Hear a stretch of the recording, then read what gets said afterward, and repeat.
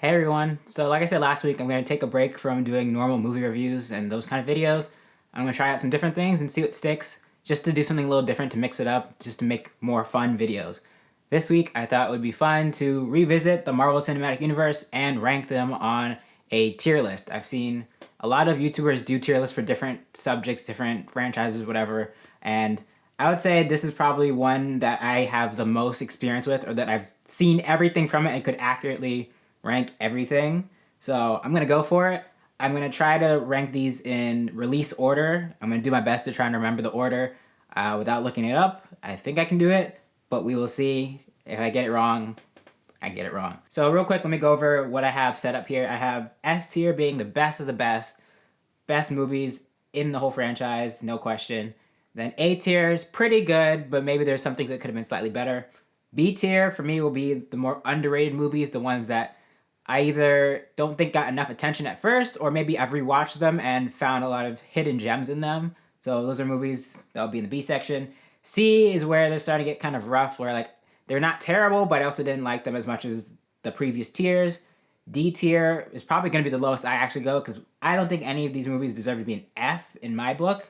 I don't think they've been an F tier movie yet, but it's still pretty close. So I would say D is going to be like the worst of the worst as far as I'm concerned. But F is there just in case I do change my mind and put something down there, which I don't think I will, but we will see.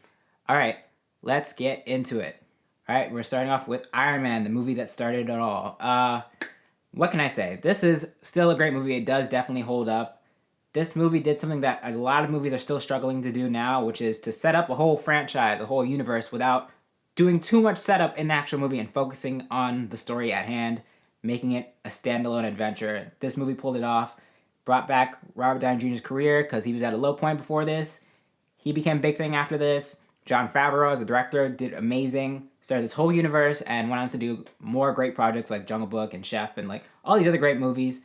Everybody was awesome. CGI still pretty much holds up. It's very impressive, actually. And actually, to some degree, I think the CGI in this movie, especially with the Iron Man suits, is better here than it was in future movies. Like, it looked really realistic in this movie, especially when they first showed off the suit, and you can see how the metal is like really reflective, and it looks like it's actually there. I mean, I don't think the suits have looked as real as they did in this first movie, but overall, I would say this movie still does hold up. Iron Man is not particularly my favorite character in the MCU, as you can kind of tell by my shirt, but I do think this was a great first movie in this franchise, and it's a solid movie overall, so I will put it in S tier.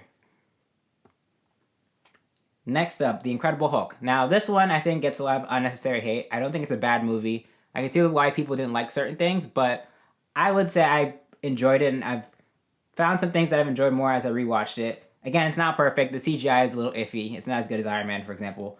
But I think Ed Norton was a good Bruce Banner. I liked his romance with Betty Ross and his rivalry with Thunderbolt Ross. That was really good. The Abomination story I thought was interesting. How he was kind of a rival to the Hulk, and he like tried to kind of fix himself to make himself stronger to fight the Hulk. I thought that worked. They did again get kind of caught up in some of the setup stuff. I'll admit that, but I would overall say this is an underrated movie, and I don't think it gets enough attention. So I'm gonna put it in B tier. Next up, we have Iron Man 2. Now, I don't think.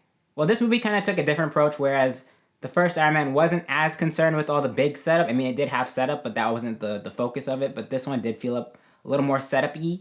But I don't think I hated it. I think it's just not as good as the first one. I mean, it's still funny in parts where it's funny. Action's decent. Like the cool fight scene at the end was good. The kind of samurai montage sort of thing where Rhodey and Tony are fighting together. War Machine's debut was good. I like that. Don Cheadle, his introduction, I thought was handled really well after Terrence Howard left. But I wouldn't say it's one of my favorites. I have revisited it more, I would say, but it's fine. And also, Whiplash I thought was decent. I mean, some parts about him were kind of goofy, but I didn't totally mind that.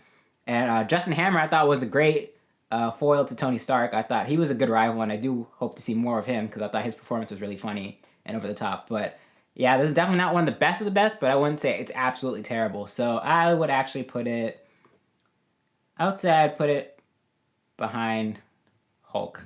So I'd say it's B tier. It's not terrible in my book. I wouldn't give it a C. All right, and the next is Thor. Yeah, this one I've watched it a couple of times, but it really didn't wow me the first time, and it hasn't wowed me really since. Of course, it did establish great characters that went on to do better things in later movies, but in this particular movie, I was not totally sold on Thor the character just yet. Loki was cool; he was probably the best part of the movie, but I think these characters really got their time to shine in future movies, future Thor movies, and the Avengers movies. So I don't really revisit this one that much. It's not one of my favorites, and I think this showed that Thor still needed a lot of work before they really made him work later in the future. So I would put Thor, the first one, in C tier. Next, we have the first Captain America. It's right here. I really liked this one when I first saw it in theaters. I thought it was really refreshing. It made me really like the character of Captain America. It really helped me understand who he was, where he's coming from, how he's such a good-hearted person, and then he starts off as the underdog, but then gets the super soldier serum and goes on to be like one of the lead soldiers of the U.S. Army during World War II. I thought that was good. Haley Atwell as Agent Carter, amazing, and she definitely deserved having her own show, which should have continued, but it only made 2 seasons, which it is what it is, but I wish we could have gotten more from her. Tommy Lee Jones in this movie, people forget that. He was good. And Hugo Weaving as a villain was good. Red Skull. I mean, I think this is an enjoyable one. Again, it's not my favorite, and I've liked it a little bit less on rewatches, but I still think it's a pretty fun movie, and again, it doesn't get, or it does get more hate than I think it deserves. So I will put that in, I would put it in A tier. I think it was better than these other two. And then the setup for Avengers is really cool too at the end. And speaking of Avengers, the one that started it all, really, like this was a big crossover. They did so well with this. Still can rewatch it so many times and be blown away. So many iconic moments, so many iconic lines. Seeing all these characters together for the first time worked so well. And again, no studio has really pulled this off since this moment. I don't think. Well, I mean, you could argue maybe, and not even DC, because DC Comics had kind of rushed it. But again, no company at the time had done this where they had taken multiple characters and put them together in one movie successfully. They pulled it off. Great action, great villain with Loki. He's still one of the best villains of the MCU in my book. This is a solid movie. Never gets old. Going in S tier for sure. And now, after Avengers, we have Iron Man 3. Where is it? This one is another one I think gets a lot of unnecessary hate, mainly because of the twist at the end with the Mandarin, which I personally didn't mind because it's a twist you don't see coming, which makes it a good twist, right? And it did leave the door open for Mandarin to actually show up later, which he will in Shang-Chi, and I think it's next year, a year after. But for what it was, I thought it was really good. They did a great job of exploring Tony's PTSD from the Battle of New York, which would make sense because he almost died. And so it makes sense to see him have that struggle, which I thought was really important, seeing him freak out. I liked his relationship with Hartley, I think it was. That was really funny. And the way they were kind of going back and forth, and Hartley kind of gave him a run for his money. I liked that. Action was pretty good. Villain, not the best, like, what's his name? Guy Pearce as the villain, he was all right. I think it was interesting how they kind of played with the past part, like how it tied in, like that party, that New Year's party, how it tied into the future. I thought that worked. But overall, I'd still say this is an enjoyable one, and it's definitely a more unique movie in the MCU. It doesn't totally feel like a regular Marvel movie, which is a good thing. So I would put that in A tier. And then after that, we're in 2013, right? So I believe Thor: The Dark World is next, right? I think so, yeah. So yeah, Thor: The Dark World, not that great. I've tried rewatching it. When I first saw it in theaters, I was just like, eh. I didn't really feel much coming out of it because the deaths were fake outs, and like Thor getting his hand cut off was a fake out. The Dark Elves weren't that menacing to me. I was not like really. I didn't find them formidable at all. The characters didn't really get a lot to do. Natalie Portman was just kind of there. She was a damsel in distress for a lot of the movie because she had the ether inside her. I don't revisit this one that much unless I'm doing a full marathon, but otherwise I wouldn't go out of my way to rewatch this one. So I would probably put that in D tier. Alright, now we're in 2014, right? So first 2014 was, I believe, Captain America Winter Soldier. This one was amazing, and this was at the point where I think they really started to make these Marvel movies their own and really start to bend genres and play with different versions of these characters. This one was kind of a combination of superhero movie and spy thriller, which worked really well. The Russo brothers absolutely killed it with this movie and the future movies that they did. The action scenes, definitely some of the best action in the MCU by far. Really great hand-to-hand combat, set pieces. Really great performances from Chris Evans, Sebastian Stan, Scarlett Johansson, not Nick Fury, Samuel L. Jackson. Oh my gosh, I'm all over the place.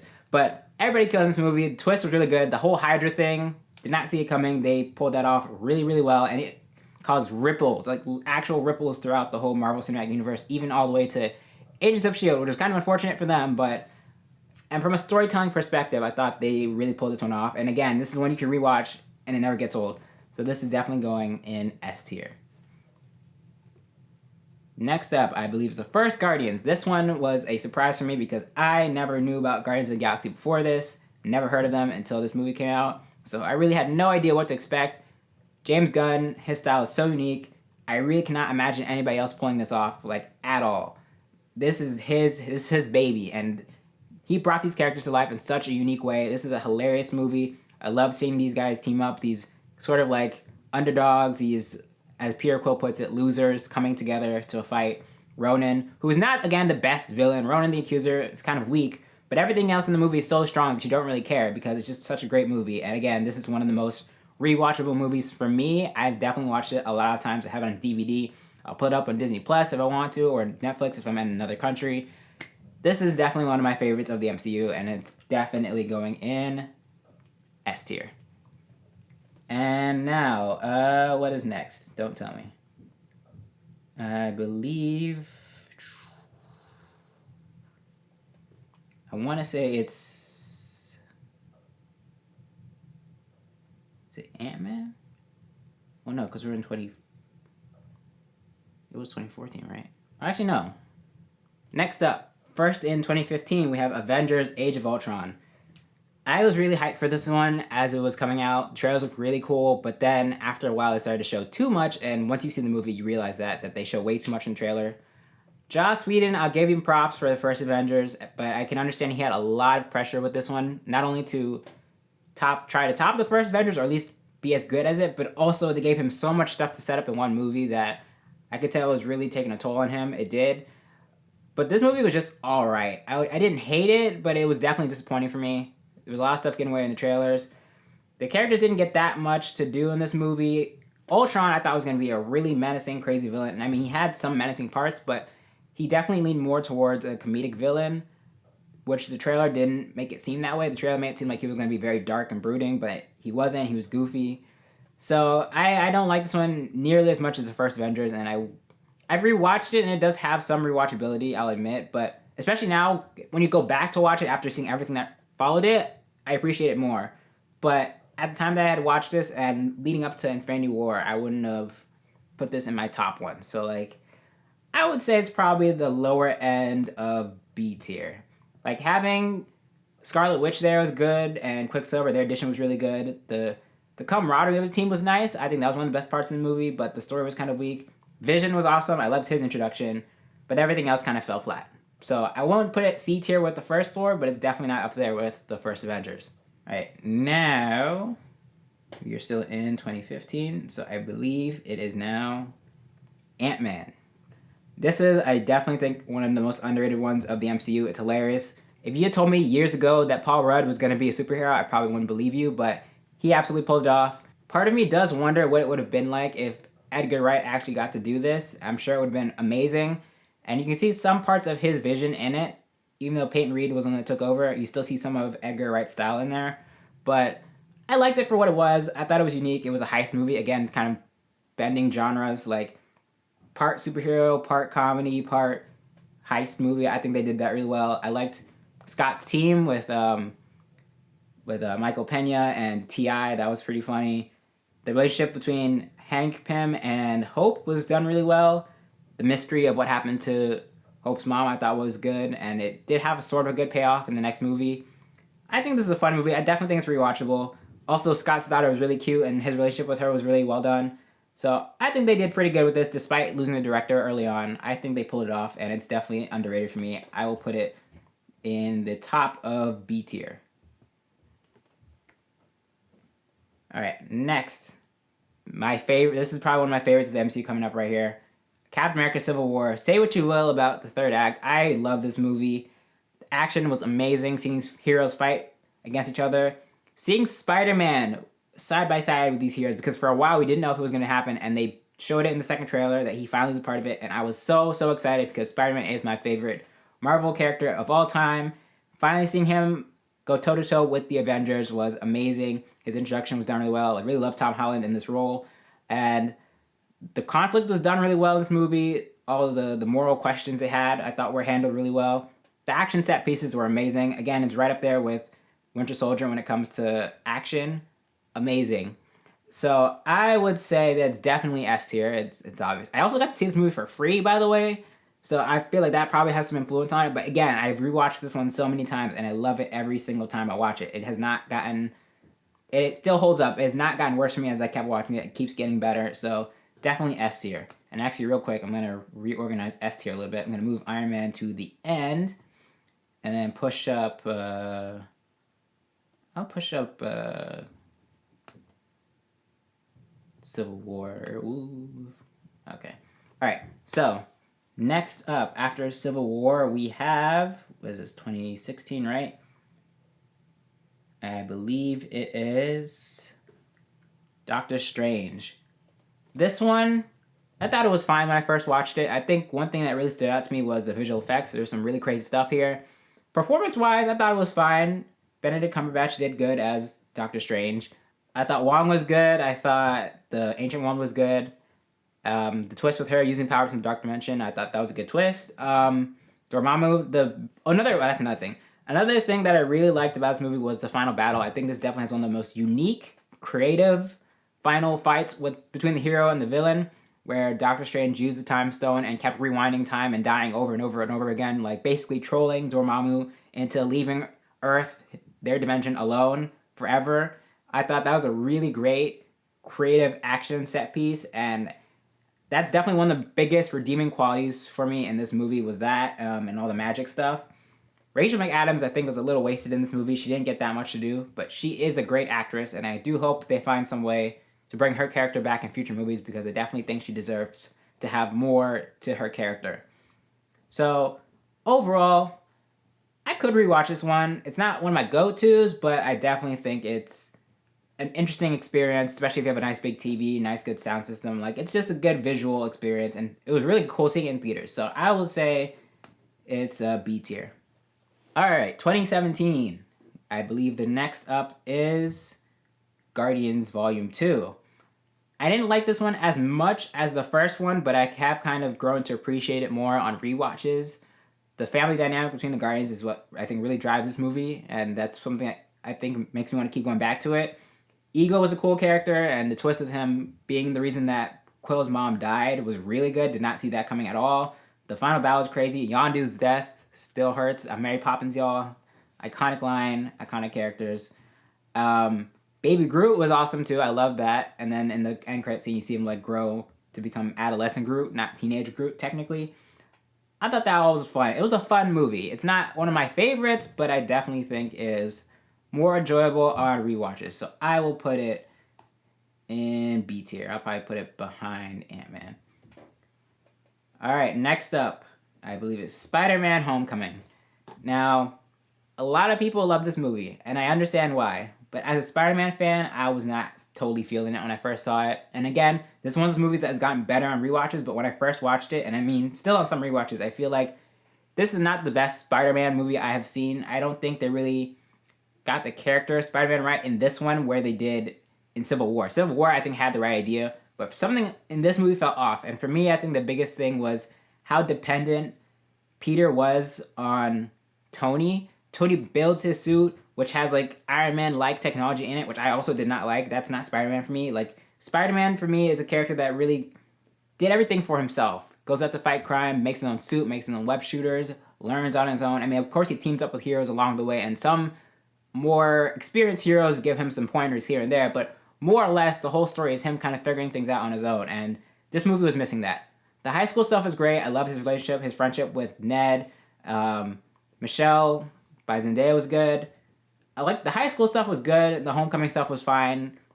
Adrian Toomes as a Vulture is probably the biggest redeeming quality for this movie. He is definitely one of the best movie villains of the MCU.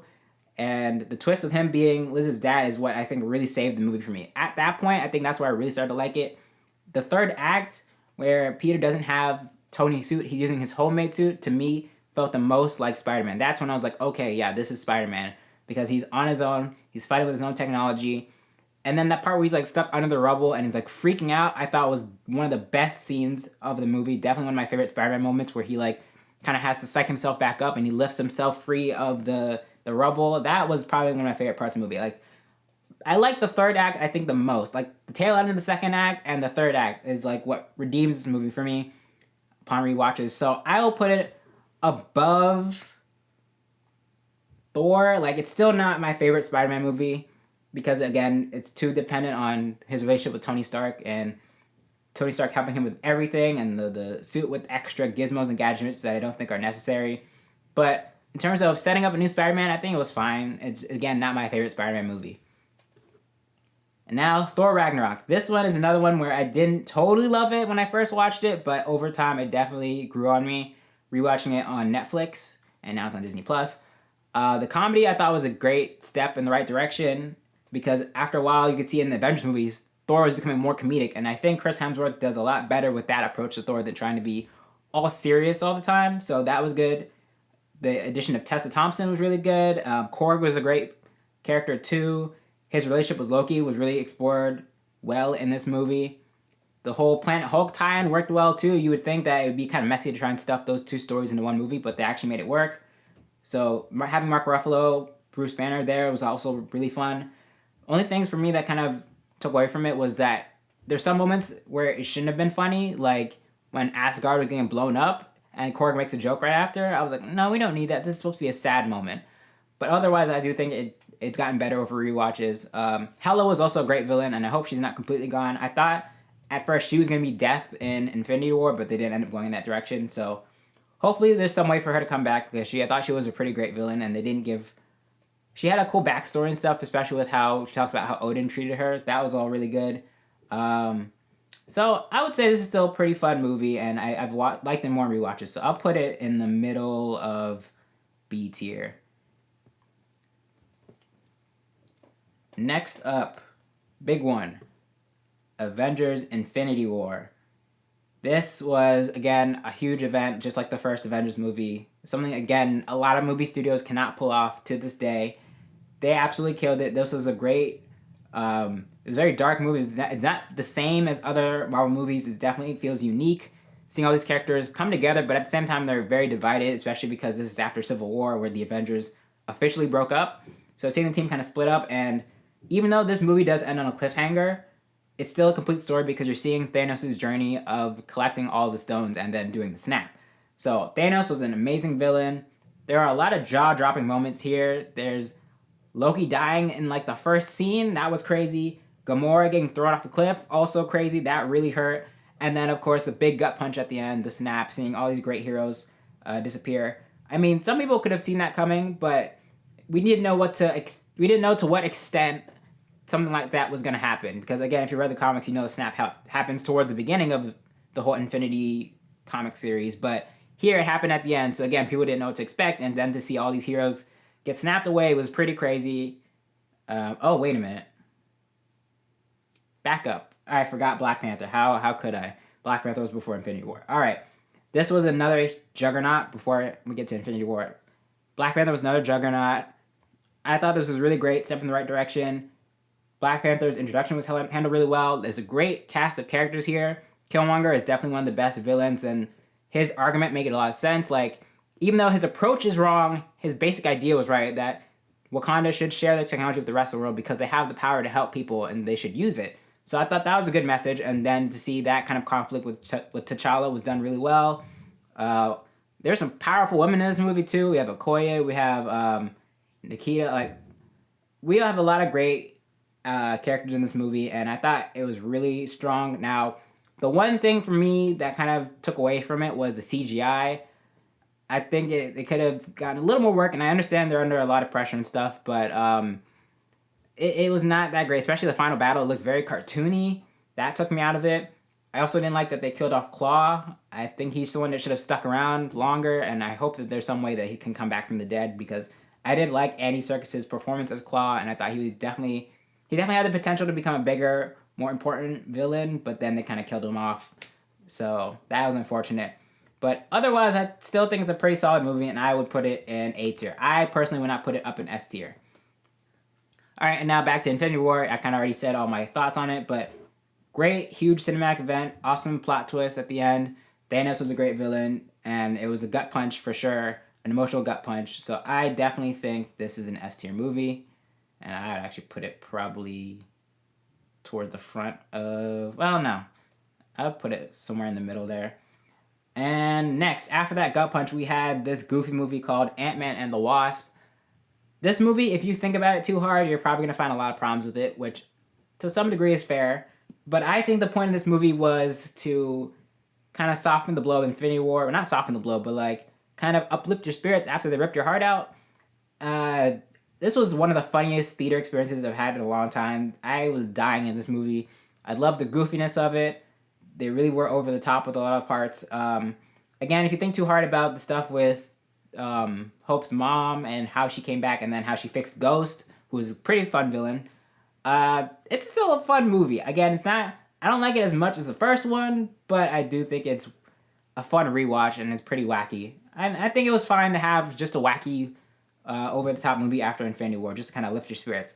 But then again, end credit scene, they ripped your heart out right again when you see the Pym family get snapped and Scott is trapped in the quantum realm. That was a part that I also did not see coming. Well, I assumed someone was going to disappear from the Ant-Man group. I just didn't really know who. But to see the whole Pym family gone and Scott trapped, that was pretty crazy. So I would put it behind maybe somewhere in the middle here.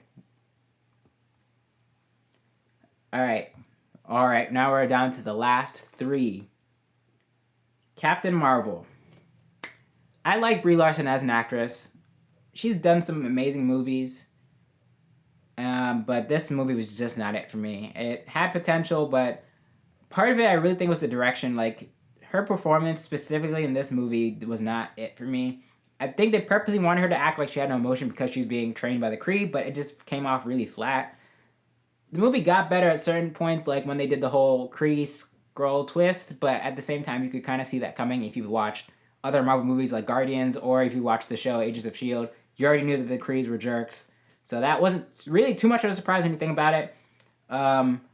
Structurally, I think the movie was a little messy.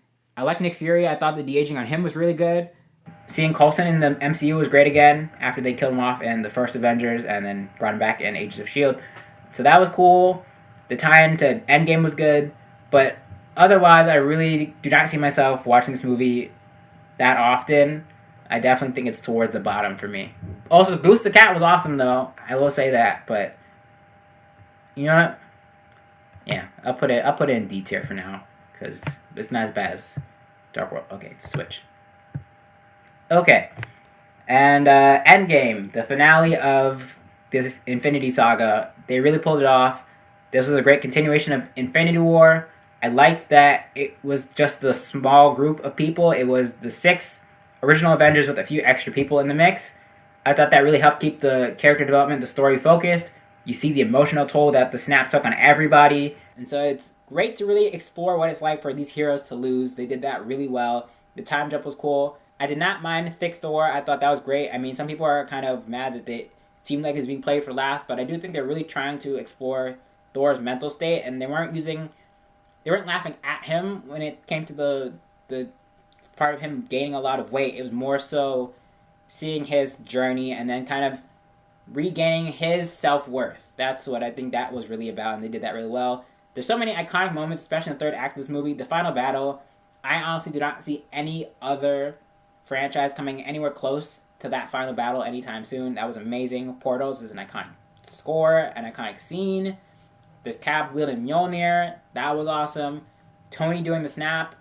crazy. His death, it hurt. Again, he's not my favorite character, but they did really handle his death well. Black Widow's death got me too. A lot of people hate on her, but I think she was a fine character. I am happy she is getting her own solo movie so they can really tie up those loose ends about her death. Kind of give her a true send-off because hers was kind of abrupt in Endgame, but I think this is a solid movie and it's definitely one I can rewatch, especially if we do it right after Infinity War. I definitely think this is an S-tier movie. And last but not least, Spider-Man Far From Home. This is what I wanted to see in a Spider-Man movie. Because Tony Stark is dead, Spider-Man was able to finally do things on his own, so we really got to see more of a hands-on Spider-Man where he used, well, Nick Fury gave him a suit, but then later in the movie you see him make his own suit, which is really great. His crush on MJ, I thought that was done really well, and seeing them come together at the end was really cute.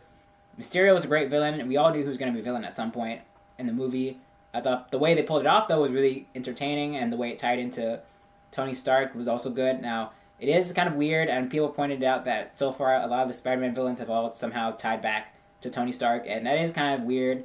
Hopefully, it's not the case in the third movie, which I'm happy is still in the MCU because Spider-Man was kicked out temporarily, and that was a rough time because I was so happy that he was in the MCU, and then to see him taken out so abruptly for such a stupid reason was really infuriating for me. But he's back, so it's all good. End credit scenes were amazing in this movie. The twist where we see J.K. Simmons come back as J. Jonah Jameson to out Spider-Man, out Peter Parker because of Mysterio's video. That was a great twist. And then seeing that Nick Fury and Maria Hill were Skrulls the whole time, I could definitely tell something was off about them the whole time I was watching the movie. I just couldn't put my finger on it. And then they did that reveal, which was great. CGI was fine. I think the Mysterio scenes were really cool, but there are some moments where it does get a little cartoony. But I do think it was cool. And so I really enjoy this one. I think this is definitely a good summer movie, and it restored my faith in the MCU Spider-Man. So I would say this is A tier. So now, do I think that any of these should be shifted around? I think I'll move Ragnarok and Guardians to the tail end of A tier because actually I've enjoyed them more on rewatches. Alright, yeah, that makes more sense. Okay. I think now I'm happy with this list. I think this is pretty good. Actually, maybe I'll move... yeah. I'll keep it there. Again, some of these movies, have gotten better on rewatches, but I don't think Marvel has made a flat-out terrible movie. I mean, Captain Marvel and Thor were weak. Thor: The Dark World, they were weak, but they're not the worst of the worst. So I think they are F tier for me. So this is my ranking of the Marvel Cinematic Universe. Again, it's not going to be the same for everybody. Let me know what you think down below. I can leave the link to this website, Tier Maker, if you want to make your own tier list. Let me know your thoughts down below. Also, don't forget to like this video, share it, and subscribe. Thank you for watching. I will see you in the next one.